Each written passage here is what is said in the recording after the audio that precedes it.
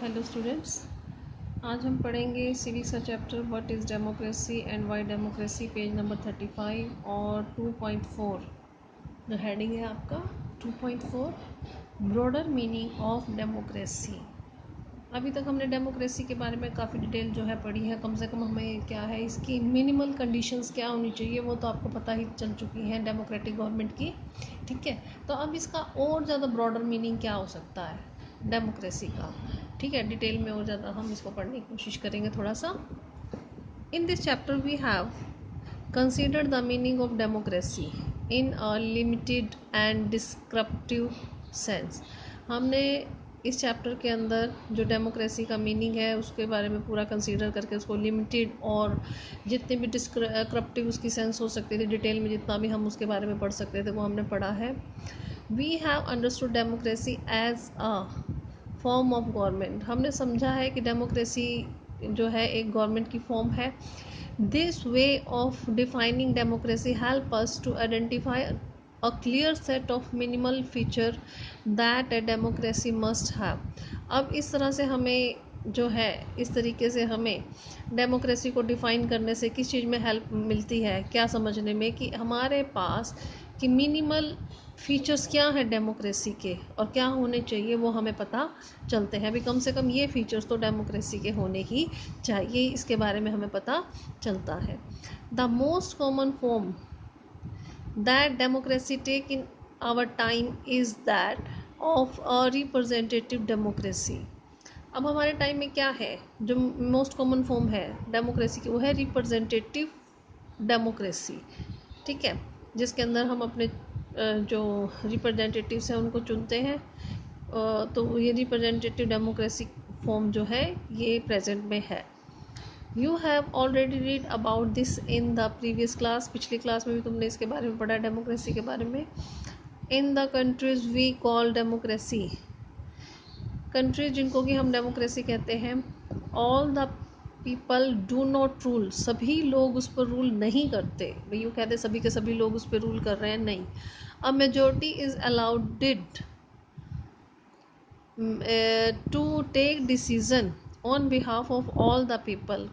कुछ मेजोरिटी जो होती है, मेजोरिटी को ही अलाउ किया जाता है कि वो सभी लोगों के बिहाफ पर डिसीजन जो है ले। जैसे कि हम चुनते हैं अपने रिप्रेजेंटेटिव्स को, एमएलए हो गए, ठीक है, वो हमारे बिहाफ पर डिसीजन लेते हैं। प्रेसिडेंट, प्राइम मिनिस्टर, ये सब हमारे बिहाफ पर ही डिसीजन लेते हैं। Even the majority does not rule directly, हालांकि जो मेजोरिटी है डायरेक्टली रूल नहीं करती है। The majority of people rules through their elected representatives, जो मेजोरिटी के जो चुने हुए रिप्रेजेंटेटिव्स हैं वही डायरेक्टली रूल करते हैं। दिस बिकम नेसेसरी बिकॉज ये ज़रूरी भी हो जाता है। क्या क्यों ज़रूरी हो जाता है उसके रीजंस बताए यहाँ पर आपको।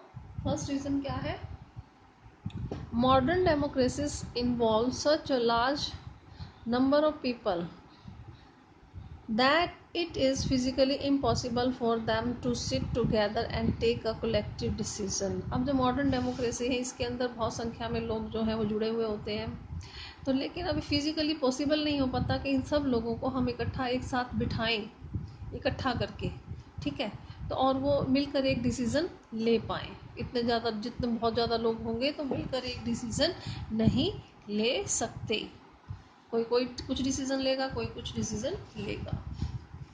सेकंड क्या बताया इन्होंने, even if they could the citizen does not have the time. अगर चलो सबको इकट्ठा कर भी लिया तो उनके पास टाइम ही नहीं होगा, पहली बात तो इकट्ठा होने की। और सेकंड क्या बता रहे, द डिज़ायर और the skill to take part in all the decision, और ना ही उनके पास स्किल होगी, ना ही उनकी इच्छा होगी भी किस प्रकार से डिसीजन लेना और क्या डिसीजन लेना है। ठीक है, तो ये पॉसिबल ही नहीं हो पाएगा कि सारी पॉपुलेशन को इकट्ठा किया जाए और सबके सब मिलकर इकट्ठे होकर कोई डिसीजन ले। तो उसके बिहाफ पे क्या किया जाता है, हमारे चुने हुए जो रिप्रेजेंटेटिव है मेजोरिटी के द्वारा वही सभी लोगों के बिहाफ पर डिसीजन लेते हैं।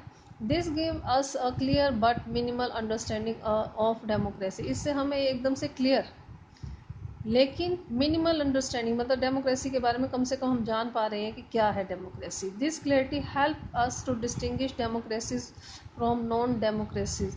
अब ये जो क्लियरिटी हमें आ रही है, जो हमें पता चल रहा है, जो डेफिनेशन हमारे पास है, उससे हम डेमोक्रेसीज और नॉन डेमोक्रेसीज के बीच में अंतर कर पाते हैं। But it does not allow us to distinguish between democracy and a good democracy. लेकिन इससे हम डिस्टिंग्विश नहीं कर पाते, भेद नहीं कर पाते किसके बीच में, एक डेमोक्रेसी के बीच में और अच्छी डेमोक्रेसी के बीच में। It does not, page number 36, allow us to see the operation of democracy beyond government. For this we need to turn to broader meaning of democracy। अब इससे हमें ये नहीं पता चलता कि क्या क्या ऑपरेशन जो डेमोक्रेसी के बीच में गवर्नमेंट जो है वो डेमोक्रेसी से परे जाकर ले रही है। इसके लिए हमें और डेमोक्रेसी के जो मीनिंग है वो जानने की ज़रूरत है। Sometime we use democracy for organisations, कई बार हम डेमोक्रेसी को ऑर्गेनाइजेशंस के लिए भी यूज़ करते हैं। Other than the government, government की बजाय कुछ ऑर्गेनाइजेशंस हैं उनके लिए भी हम डेमोक्रेसी का यूज़ करते हैं। जस्ट रीड दिस स्टेटमेंट, अभी 3 स्टेटमेंट्स दी हुई हैं, इसमें आपको क्लियर हो जाएगा कहाँ कहाँ पर जो है डेमोक्रेसी यूज़ हो सकती है। We are a very democratic family, हम बहुत ही डेमोक्रेटिक फैमिली है। Whenever our decision has to be taken, जब भी कोई डिसीजन लिया जाना होता है, वी ऑल सिट डाउन, हम सब नीचे बैठ जाते हैं, and arrive at the consensus, और एक नतीजे पर पहुंचते हैं। My opinion matter as much as my father's, भाई मेरा भी ओपिनियन उतना ही मैटर करता है जितना कि मेरे फादर का जो ओपिनियन है, मतलब सबकी राय बराबर सुनी जाती है। ठीक है, तो ये क्या हो गया, फैमिली एक ऑर्गेनाइजेशन है, तो फैमिली के अंदर भी डेमोक्रेसी इस प्रकार से हो सकती है। सेकेंडली क्या है, I don't like teachers who do not allow students to speak and ask question in the class, मैं उन टीचर्स को नहीं पसंद करता जो स्टूडेंट्स को बोलने नहीं देते, क्लास में क्वेश्चन नहीं पूछने देते। I would like to have teachers with democratic temperament, मुझे वो टीचर पसंद है जो डेमोक्रेटिक जिनका टेम्परामेंट हो। तो दैट मीन्स कि ये टीचर के बारे में बात करें, मैं स्कूल ऑर्गेनाइजेशन की बात की जा रही है यहाँ पर। ये फैमिली ऑर्गेनाइजेशन हो गई, स्कूल ऑर्गेनाइजेशन हो गई। थर्ड क्या है, one leader and his family members decide everything in this party. भाई ये अब कोई किसी पार्टी, पॉलिटिकल पार्टी की बात की जा रही है, तो इसमें क्या है कि एक लीडर या उसकी फैमिली के जो मेंबर हैं वही डिसाइड कर रहे हैं कि पार्टी के अंदर क्या डिसीजन लेने हैं। How can they talk of democracy, तो वो डेमोक्रेसी के बारे में क्या बात करेंगे, वे सब मिलकर तो डिसीजन ले नहीं रहे, तो दैट मीन कि ये किसी पॉलिटिकल पार्टी की डेमोक्रेसी की बात की जा रही है। तो ज़रूरी नहीं है कि डेमोक्रेसी जो है वो किसी देश के अंदर ही हो। ठीक है, डेमोक्रेटिक गवर्नमेंट के बारे में ही बात करें, फैमिली के अंदर भी क्या है, फैमिली क्या है, एक ऑर्गेनाइजेशन है, फैमिली परिवार है। ठीक है, तो इसके अंदर भी डेमोक्रेसी से डिसीजन लिए जा सकते हैं, स्कूल ऑर्गेनाइजेशन के बारे में, पॉलिटिकल ऑर्गेनाइजेशन के, तो ये अलग अलग जगह पर हम डेमोक्रेसी को यूज़ कर सकते हैं।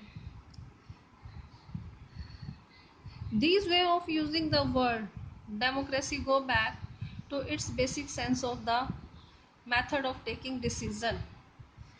अब ये जो तरीके हैं इन वर्ड्स को, डेमोक्रेसी को यूज़ करने के, go back to its basic sense of the method, वे किस प्रकार से जो बेसिक डिसीजन है किस तरीके से लिए जाने चाहिए उसके बारे में पता चलता है इनसे।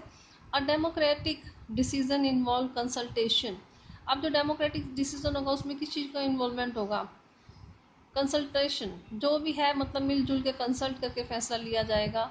With and consent of all those who are affected by that decision, किसका कौन कंसल्ट करेगा, वो उन सब की राय ली जाएगी, जो भी इस डिसीजन से प्रभावित होते होंगे उन सबको मिल के बैठ के उसके बारे में डिसीजन लेना होता है, चाहे वो परिवार में है, चाहे स्कूल में है, चाहे किसी पॉलिटिकल पार्टी में है, कोई और ऑर्गेनाइजेशन है, कहीं पर भी। Those who are not powerful, वो लोग जो पावरफुल नहीं हैं, have the same say in taking the decision as those who are powerful, उनको भी उतना ही अपनी बात रखने का अधिकार है जितना कि पावरफुल लोगों को है। This can apply to government, ये गवर्नमेंट में भी अप्लाई कर सकते हैं, फैमिली में, किसी भी दूसरी ऑर्गेनाइजेशन में। This democracy is also a principle that can be applied to any sphere of life, इसलिए डेमोक्रेसी एक ऐसा प्रिंसिपल है जिसको हम अप्लाई कर सकते हैं जीवन के किसी भी स्फायर के अंदर, किसी भी क्षेत्र के अंदर हम डेमोक्रेसी को अप्लाई कर सकते हैं। ठीक है, तो आज हम इतना ही करेंगे, और यहाँ तक किसी की प्रॉब्लम तो डिस्कस कर लेना। Thank you.